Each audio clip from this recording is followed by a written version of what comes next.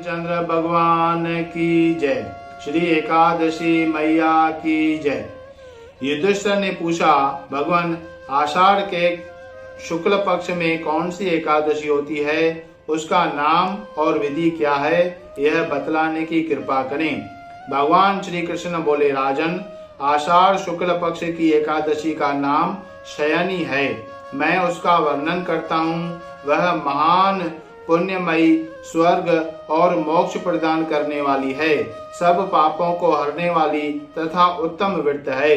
आषाढ़ शुक्ल पक्ष में शयनी एकादशी के दिन जिन्होंने कमल पुष्प से कमल लोचन भगवान विष्णु का पूजन तथा एकादशी का उत्तम व्रत किया है, उन्होंने तीनों लोकों और तीनों सनातन देवताओं का पूजन कर लिया। हरिशयनी एकादशी के दिन मेरा एक स्वरूप राजा बलि के यहाँ रहता है और दूसरा क्षीर सागर में शेषनाग की शैया पर तब तक शयन करता है जब तक आगामी कार्तिक की एकादशी नहीं आ जाती। अतः आषाढ़ शुक्ल एकादशी से लेकर कार्तिक शुक्ला एकादशी तक मनुष्य को भली भांति धर्म का आचरण करना चाहिए। जो मनुष्य इस व्रत का अनुष्ठान करता है वह परम गति को प्राप्त होता है। इस कारण यत्न पूर्वक इस एकादशी का व्रत करना चाहिए।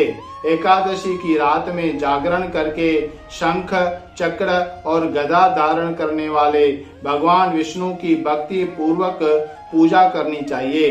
ऐसा करने वाले पुरुष के पुण्यमयी गणना करने में चतुर्मुख ब्रह्मा जी भी असमर्थ हैं। राजन, जो इस प्रकार भोग और मोक्ष प्रदान करने वाले सर्व पापहारी एकादशी के उत्तम व्रत का पालन करता है, वह जाति का चांडाल होने पर भी संसार में सदा मेरे प्रिय होने वाला है।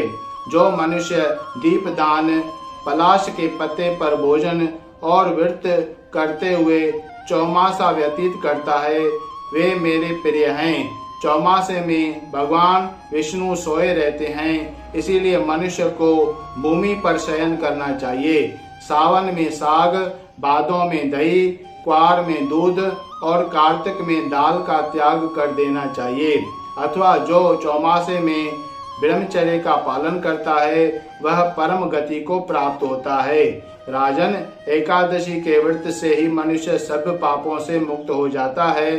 अतः सदा इसका व्रत करना चाहिए, कभी भूलना नहीं चाहिए। शयनी और बोधनी के बीच में जो कृष्ण पक्ष की एकादशियां होती हैं, गृहस्थ के लिए वे ही व्रत करने योग्य हैं। अन्य मासों की कृष्ण पक्षीय एकादशी गृहस्थ के रखने योग्य नहीं होती। शुक्ल पक्ष की एकादशी सभी करनी चाहिए। बोल श्री कृष्ण चंद्र भगवान की जय। बोल एकादशी मैया।